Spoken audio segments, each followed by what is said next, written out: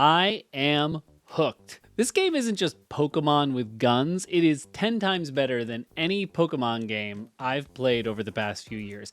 And it turns out that it is so much more than just a collecting and a battling game, which is essentially what you're paying for in a Pokemon game, right? If we don't count the light JRPG stories behind them.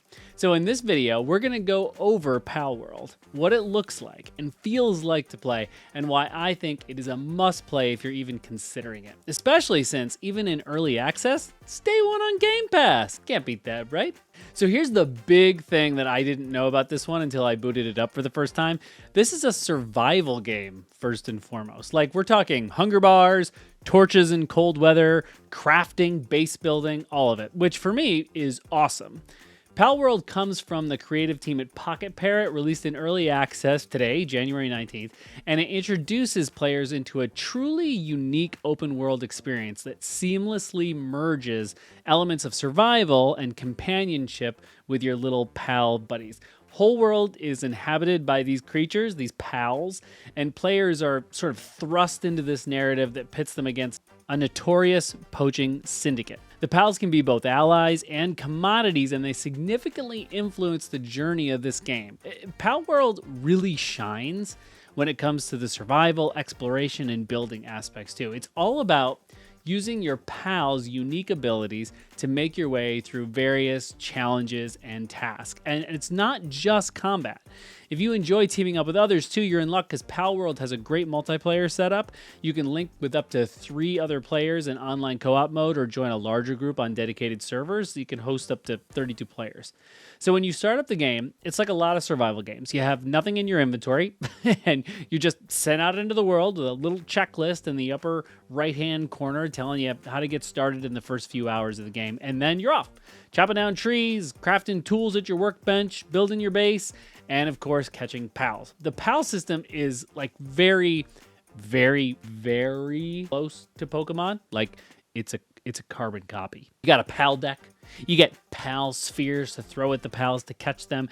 And then the more you weaken them by basically beating the shit out of these cute little things, the easier it will be to catch them. And when you do, the animation is, well, almost exactly like Pokemon. Some might find this a cop-out or cheating, but for me, I found it made everything more fun because the mechanics were already so familiar to me already. One big difference, though, is that there's no turn-based combat here. It's all action, crafting axes, bows and arrows, clubs to beat the crap out of pals, and other things. And the pals integrate into the survival mechanics, and that's when things get really much more fun and unique.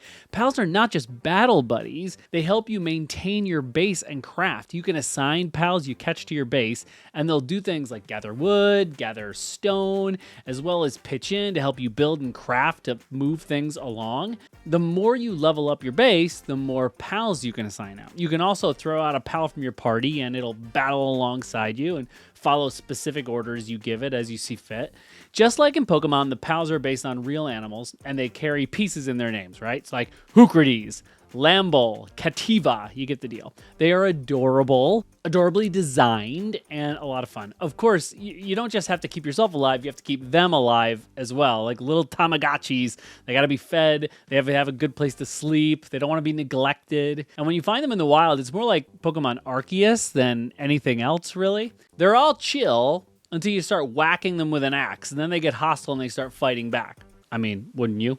The base building is actually quite built out. You can, and you really have to do this to progress, you can build these big structural shelters, beds, campfires, and tons of other things as you move along. I haven't dug much into the story so far, and certainly the game will lose me at some point if I don't feel like it's going anywhere, but it feels like it is. And needless to say, I'm hooked enough that I'm going to keep playing and finding out what that story is and what other combat encounters are like. I played this game on PC, and while I know it's only early access, I'll just note that the game is technically in really good shape.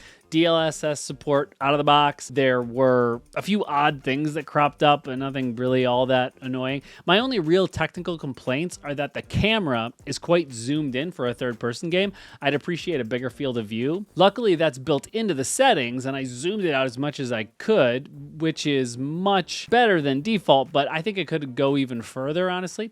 And it's one of those games where your characters don't have a sense of weight to them. and their movements, if that makes sense. Like jumping feels more like floating, and then combat is very basic, swinging, shooting, and dodge rolling. But these, again, first impression reviews, and of course, I'm looking forward to seeing how things continue to develop. Have you played Palworld yet? Are you interested in trying it, or is this just not your jam? Let's chat about it in the comments. And if you enjoyed this video, thumbs up and a little subscribe goes a long way to help our teensy weensy little newborn just crying, just swaddling the... Oh God. Okay, see you next time, and don't forget to have fun.